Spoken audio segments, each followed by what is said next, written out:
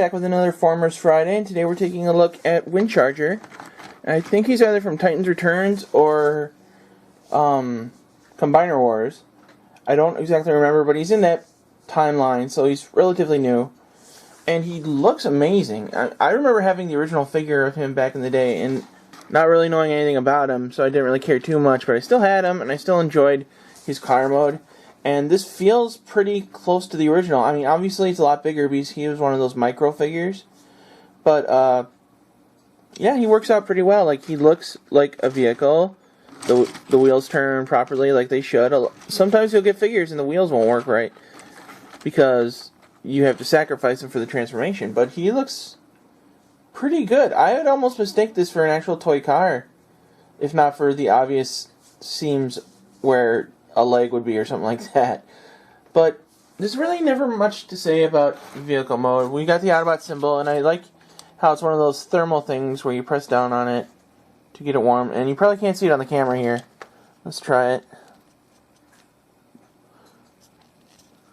There you go. You can tell if he's Autobot or Decepticon. But that's it for his vehicle mode. Let's go ahead and take a look at his robot mode.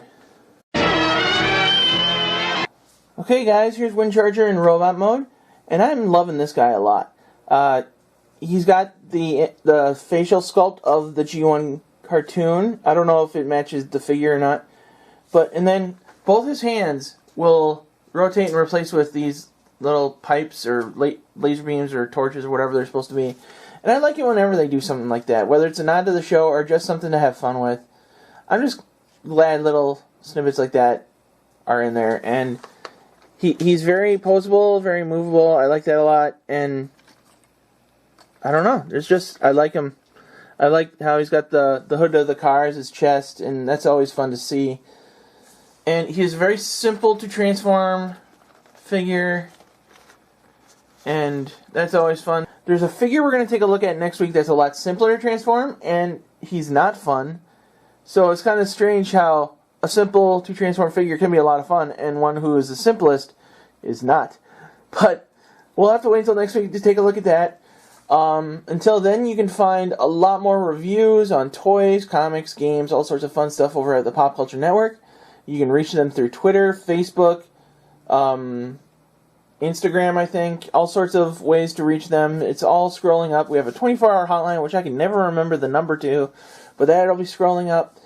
And I know Dirt does a podcast, and there's all sorts of fun things coming out of the Pop Culture Network. And if you want to see more of my videos, you can find me on YouTube /The Geek Reviews. I do a lot of Let's Plays and reviews on silly stuff, and we're getting back into production on some of that stuff, and I'm hoping to have something up in the next couple of weeks.